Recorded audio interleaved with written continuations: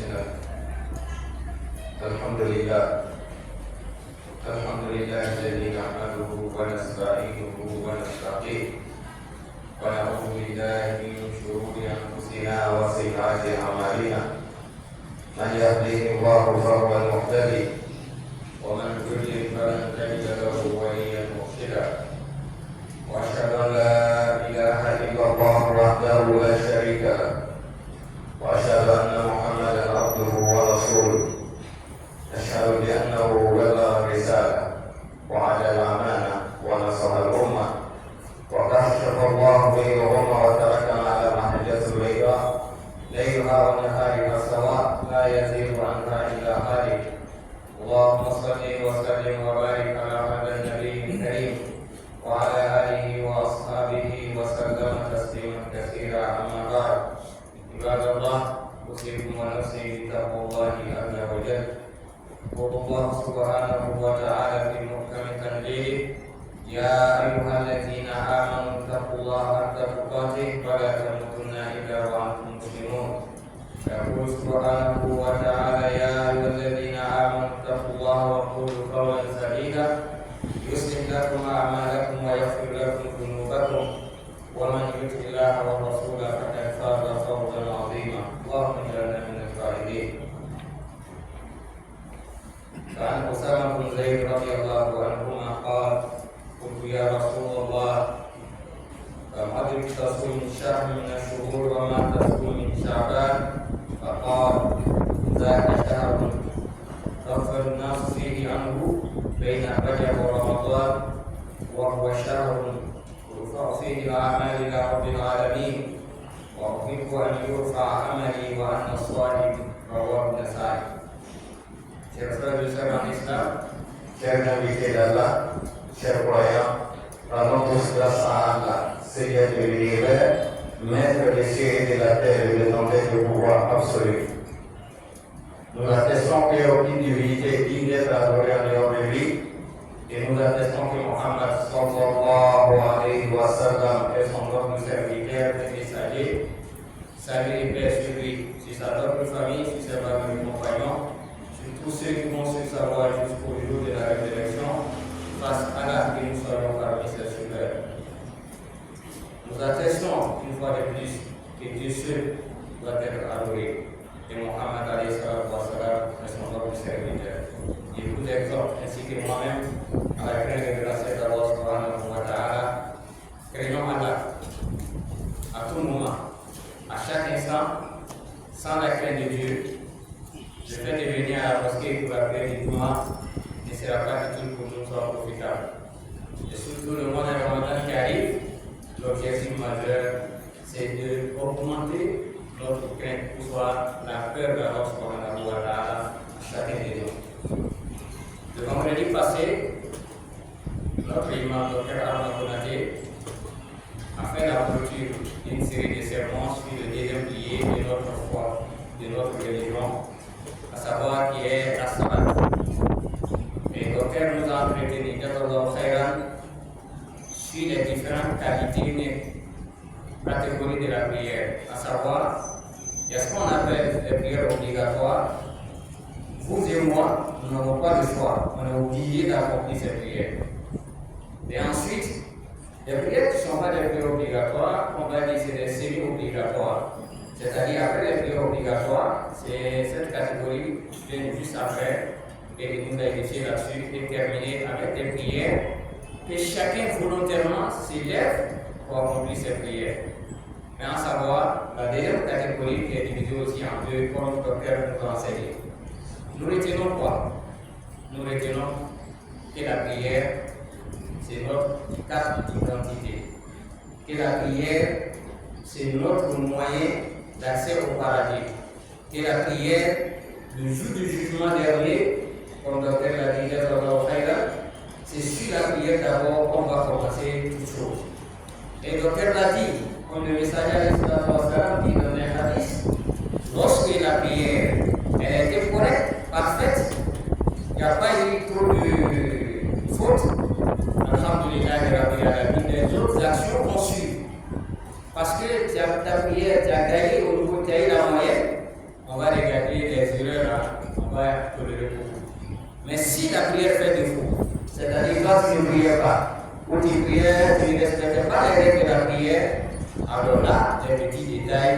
On va jeter un coup d'œil sur chaque point. Donc, faisons attention avec la prière. La prière, c'est cette prière-là qu'on a allé à chercher à connaître comment Mohammed a prière et qu'est-ce qu'on doit dire dans la prière et comment je dois m'habiller pour prier et c'est à quel moment je dois prier et c'est dans quelles conditions que je dois prier. En respectant toutes ces catégories, Inch'Allah, notre prière sera utile pour nous le jour de Yom Al-Qiyamah. C'est que Allah subhanahu wa ta'ala et la prière nous aide toujours dans la vie de ses parents et que ça soit aussi notre protecteur, Inch'Allah, le jour de Yom Al-Qiyamah. Aujourd'hui, nous continuons toujours avec l'adoration d'Allah. Comme nous l'avons dit, quand on parle de l'adoration de Dieu, la définition, c'est tout ce qui Allah est et Allah est satisfait est considéré comme une adoration. Al-Ibada, tout ce qui Allah est et Allah est satisfait, on dit que c'est une adoration. Aujourd'hui, c'est vendredi, c'est le 8 Shaban. Quand on dit le 8 Shaban, c'est le mois qui précède le mois de Ramadan. Ça tombe sur le 8e mois du calendrier musulman. Et c'est le mois qui vient juste avant le mois de Ramadan. Ça ne fait pas partie des mois sacrés. Non. Et non plus, ce n'est pas un mois béni. Mais est-ce que ce mois a d'autres particularités? Est-ce que ce mois, il y a une différence entre le mois de Shaban et les autres mois? La question est oui, évidemment, il y a une différence. Pourquoi il y a une différence? Voyez-vous, toutes les grandes compétitions, vous allez composer pour les footballeurs ou soit les sportifs, toutes les grandes rencontres, si on dit on va vous évaluer, on vous donne un temps de vous préparer. N'est-ce pas? On vous donne un temps de vous préparer pour mieux aborder l'échéance, pour mieux aborder votre compétition. Et celui qui veut réussir dans sa compétition, c'est-à-dire qui veut gagner, c'est celui-là qui prépare bien cette compétition. S'il n'y a pas d'examen, on dit non, que moi je me confie à Allah subhanahu wa ta'ala. Non. Ça va pas. Les moyens qui vont faciliter te confier à Allah, et ce sont ces moyens-là, c'est la révision. C'est d'être présent à chaque conférence des enseignants, il faut être là, il faut prendre des notes. Et c'est à partir de là, on va t'apporter un petit temps de révision et tu vas bien aborder l'examen. Et l'examen que nous attendons, c'est le mois de Ramadan, comme l'imam l'a dit tout à l'heure dans son préféré,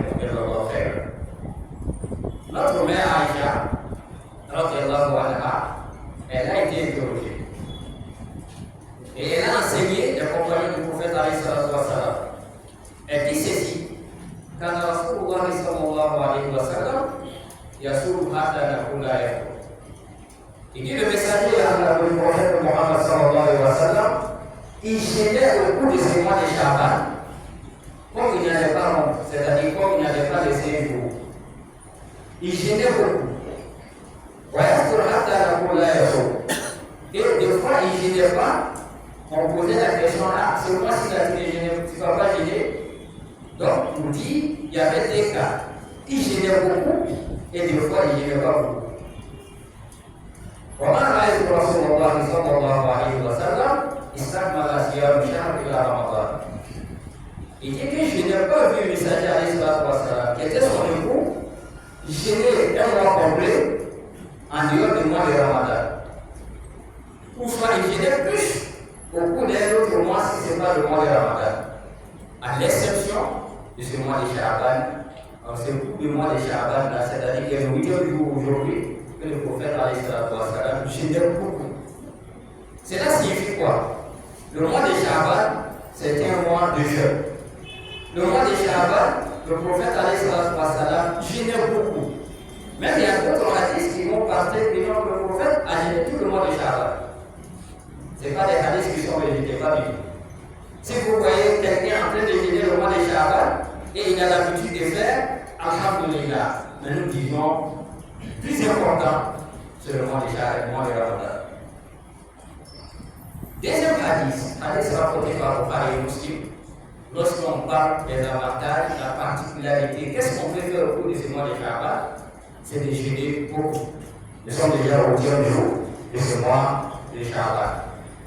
Deuxième hadith, que nous êtes, pour être plus motivés au cours de ce mois de Shaban, le 8e mois, et d'ailleurs aujourd'hui c'est le 8, Oussama ibn Zayd, l'un des compagnons du prophète nous rapporte un autre hadith. Il dit, écoute, ya Rasulallah, j'ai dit au messager de Dieu, au bout de ces mois, je te remarque, nous te remarquons beaucoup de qui gênent plus au bout du mois de Sha'ban. Quelles sont tes motivations? Pourquoi tu gênes plus au bout du mois de Sha'ban? Le premier hadith, si on s'interrogeait, si ça ne fait pas partie des mois sacrés, et ce n'est pas un mois béni, si tu es entre un mois sacré et un mois béni, qu'est-ce qu'on peut faire? Le prophète gênait beaucoup. Mais ici, pour donner plus de détails, le prophète va répondre à la question de son compagnon pour dire, c'est quand on regarde cette hadith, entre Oussama et le prophète qu'il n'y avait pas de barrière. Le compagnon avait accès au prophète et il lui posait des questions et le prophète il était toujours disponible à répondre avec préoccupation. Et le prophète va répondre. D'ailleurs, ça va être la question de tout le monde. Allez voir l'imam, ou surtout aller voir le chef de l'imam, le chef, au bout de ces mois de Sha'ban, qu'est-ce qu'on peut faire plus? Et la réponse est ici. Le prophète va répondre à Oussama ibn Zayd en disant ceci, Zakashar. Il dit ce mois-là, c'est le mois que beaucoup parmi nous ignorons. On oublie beaucoup le mois de Sha'ban. On est tellement focalisé sur le mois de Ramadan et on nous dit si on nous dit aujourd'hui que c'est le 8 Sha'ban, beaucoup seront donnés. Cela signifie quoi? On a que 22 jours du mois de Ramadan. 22 jours du mois de Ramadan, si c'est trop 3 semaines. Et le prophète va continuer. Je gêne beaucoup au cours de ce mois de Sha'ban car on ignore beaucoup de ce mois-ci. Or, l'adoration d'Allah, adorer Allah dans les moments de l'ignorance, c'est encore plus méritoire que le moment où on est tous informés là-dessus. Ça, c'est une particularité du mois de Sha'ban. Pendant qu'on oublie l'adoration de Dieu, si toi tu arrives à faire des rakats, à faire subhanallah, walhamdulillah, wa la ilaha illallah, Allahu akbar, 100 fois par jour, tu as encore plus de mérite. Donc, elle l'a dit dans le sermon passé en parlant des prières. Les meilleures prières, ce sont les prières obligatoires. En dehors des prières obligatoires, le docteur l'a dit, ce sont les prières nocturnes. C'est-à-dire les prières qu'on va accomplir pendant la nuit, ce sont ces prières-là qu'on a plus de mérite. Pourquoi? Car les autres doivent pousser les autres et reposent. Toi, tu as eu le courage, 5 minutes, 15 minutes à te réveiller pour accomplir, pour soigner la carte pour Allah, vous avez plus de mérite. Et ici, le prophète je gêne plus beaucoup de ces mois de Sha'ban, car on ignore beaucoup ces mois de Sha'ban.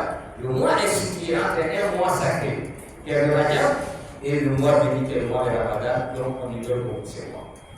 Deuxième motivation du prophète pour nous, il dit tout forfait il a rendu la vie. C'est au cours de ces mois de Sha'ban que nos actions vont monter. Chez Allah subhanahu wa ta'ala. Ici, il s'agit de faire monter les actions, pas encore pour présenter. La présentation des actions est bien spécifique aussi dans les hadiths. C'est au cours des mois de Sha'ban, tout ce qu'on a fait, c'est-à-dire l'an passé jusqu'au aujourd'hui, on va faire monter nos actions à Allah subhanahu wa ta'ala.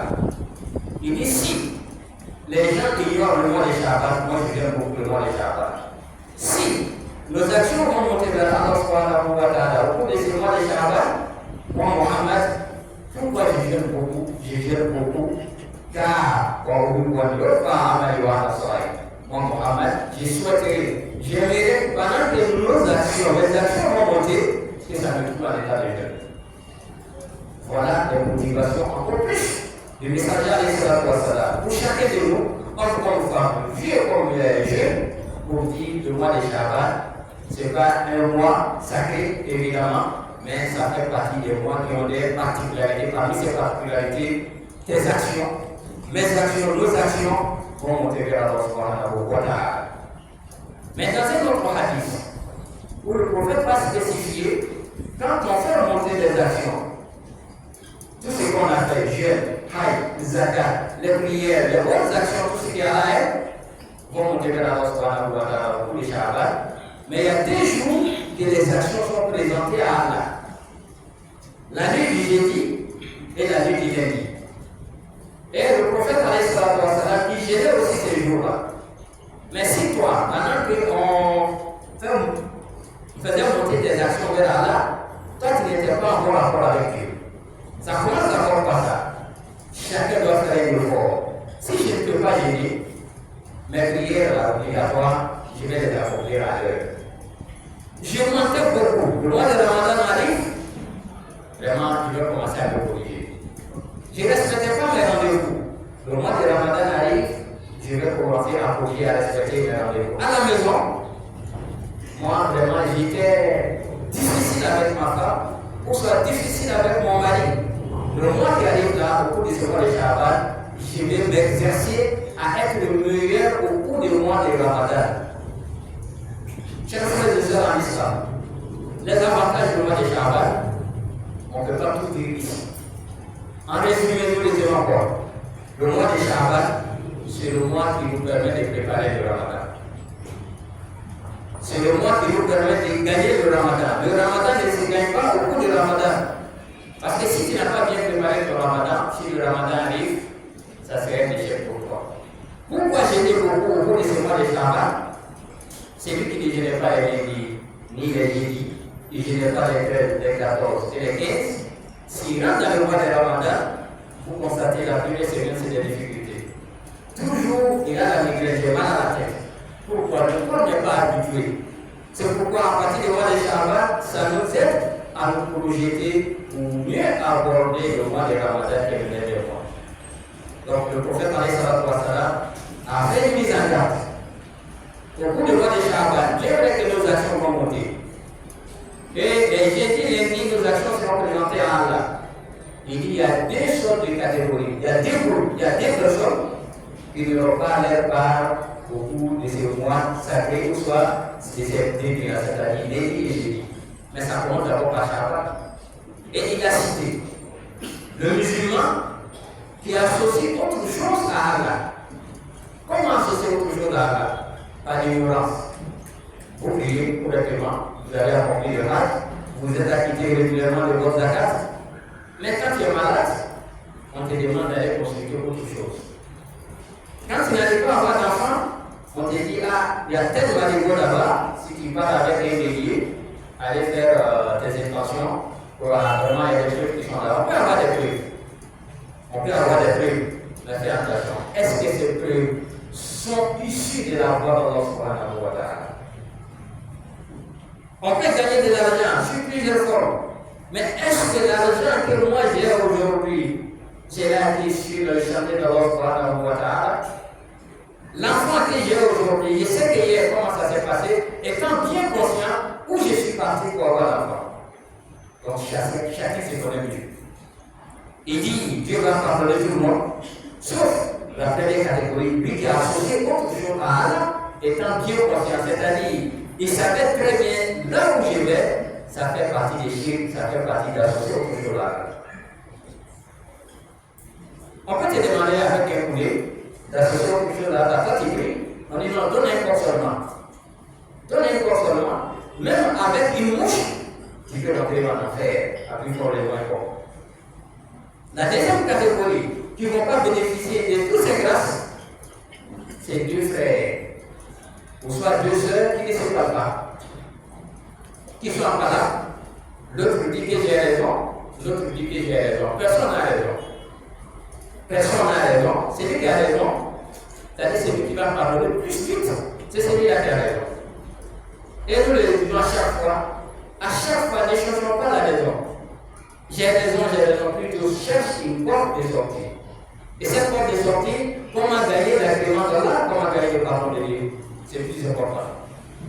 Si on veut se focaliser toujours, j'ai raison, on ne va pas se réconcilier. J'ai raison, on ne va pas tolérer. J'ai raison, on ne va pas pardonner. Et allons à l'essentiel. L'essentiel, c'est quoi? C'est de se pardonner pendant que moi j'ai la possibilité. Ce n'est pas le jour où on va attacher des pieds pour venir te déposer devant les hommes, où on va accomplir la prière entière, on dit non, venez demander pardon. Quel pardon? Quel pardon ici? Tu demandes pardon à quelqu'un qui est capable de te répondre, ou bien de réagir. Lui ne peut pas réagir. ces deux catégories de personnes n'auront pas d'être là. Tu vas aider, tu vas faire beaucoup de sacrifices, mais le prophète dit jusqu'à ce que tu te réconcilies avec l'autre. Mais il dit il dit les deux qui sont en conflit, qui ne se parlent pas, le meilleur entre les deux, c'est celui qui sera premier à lancer le salam vers l'autre. Pourquoi il dit salam? Il n'a pas dit de se réconcilier, il dit de se saluer. Si on ne se parle pas, on ne peut pas échanger. Il faut se parler d'abord pour pouvoir s'écouter. Et ça commence toujours par le salam. Ça peut être le bonjour, ça peut être autre langue, mais il faut saluer la personne. Mais nous nous focalisons plus assalamu alaikum wa rahmatullahi wa barakatuh pour plus de mérite. Chers frères et sœurs en islam, nous retenons que le mois de Shaban ne fait pas partie des mois sacrés et plutôt c'est situé entre le mois sacré et le mois béni d'Allah subhanahu wa ta'ala qui est le Ramadan.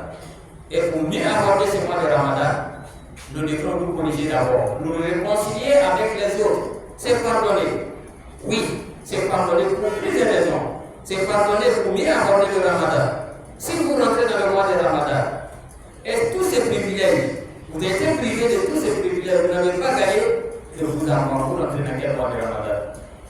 Et le mois de Ramadan, c'est un mois par excellence qui vient nous faire expier, pardonner nos péchés. Mais si on ne s'arrange pas pour se pardonner et se parler, et chacun de nous est responsable. Surtout lorsqu'il s'agit de réconcilier les frères et sœurs. Si on vient te voir, pour aller réconcilier les deux, si tu ne peux pas ajouter plus, c'est-à-dire en bonne action, il faut t'abstenir. Ne dis pas comme petit frère là, c'est tout là, vraiment c'est tout à fait. Même si c'était moi, je n'allais pas pardonner, non. Si vous rentrez dans ça, vous êtes un élément du diable.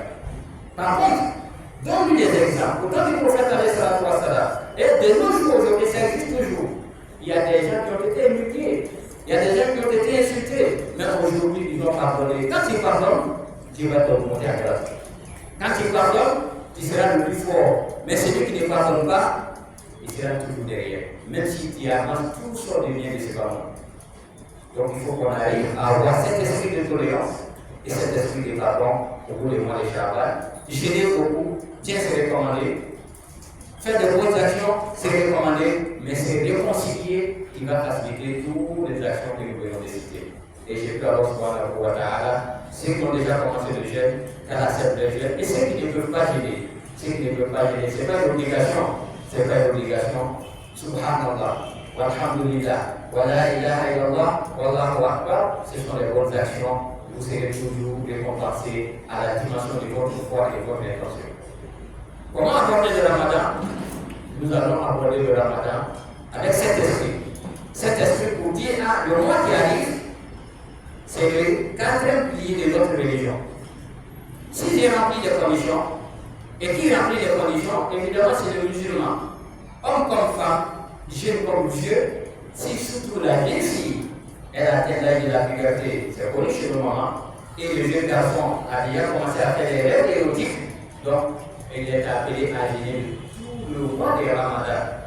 Ça, c'est un rappel pour les parents. C'est un rappel pour les parents. Vous allez trouver un adolescent de 16 ans qui ne gêne pas pour dire non, que je n'ai pas encore eu 18 ans.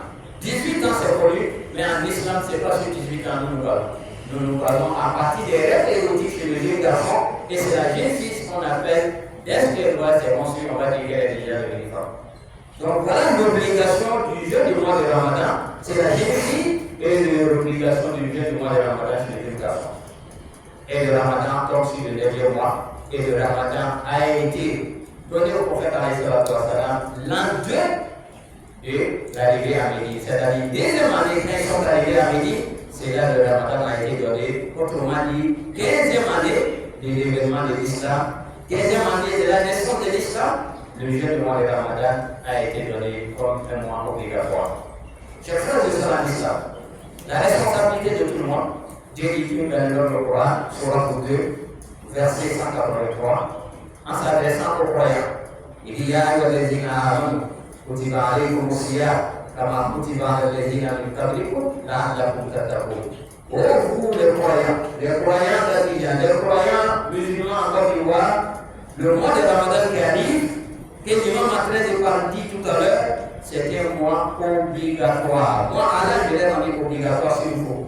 Obligatoire sur qui? Les différentes catégories que nous venons de citer. Est-ce que le jeûne du mois de Ramadan, c'était sur le nom que je l'ai rendu obligatoire, comme je l'ai prescrit au peuple qui nous sont précédés, c'est-à-dire le peuple de Moussa, Ibrahim, nous, etc., etc. Donc le jeûne n'a pas commencé par la communauté de Mohammed. Les parents, commençons dès maintenant à préparer l'esprit de nos enfants, surtout les écoliers, les élèves. Des fois, que non, ce sont les jours de pièces. Est-ce que non, il ne faut pas gêner? Vous n'avez pas le droit de dire à votre enfant de ne pas gêner parce qu'il a son cours de pièces ce jour-là. Pourquoi? L'enfant qui est habitué à gêner, l'enfant qui est préparé à partir du mois de Shaban, que le mois de Ramadan arrive, il sait qu'il va avoir des jours, il va avoir des pièces, il faut te préparer, tu dois gêner, c'est une obligation. Et cet enfant, s'il est préparé psychologiquement, il va aborder le mois de Ramadan sans difficulté. Et le jeûne du mois de Ramadan n'est pas lié au mariage.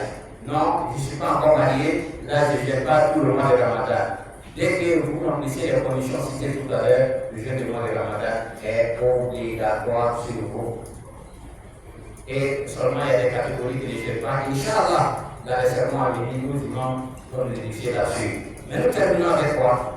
Pour rappeler encore ceux qui ont des jours à rembourser. C'est-à-dire, le Ramadan passé, tu as laissé quelques jours, et tu te rappelles maintenant au bout du sermon, ah, moi ça me laisse encore 5 jours, on va dire on a encore 22 jours. Ça me laisse encore 10 jours, on a encore 22 jours. Tu as du temps pour rembourser. Même si c'est le Ramadan de 2023, tu as du temps encore pour rembourser. Car, crédit de Dieu, dès d'Allah subhanahu wa ta'ala, tu dois rembourser, tu dois t'acquitter des dettes d'Allah subhanahu wa ta'ala. Dieu t'a tout donné. Mais rembourser 10 jours, rembourser 5 jours, toi tu trouves que c'est trop. Non, c'est pas trop. Il faut donner des intentions maintenant. Demande à Allah de te faciliter. Allah te facilitera le remboursement de ces différents choses que vous avez laissés. Je prie Allah subhanahu wa ta'ala qui met la baraka dans le mois de Shaban et qui vous fait le mois de Ramadan de la meilleure condition.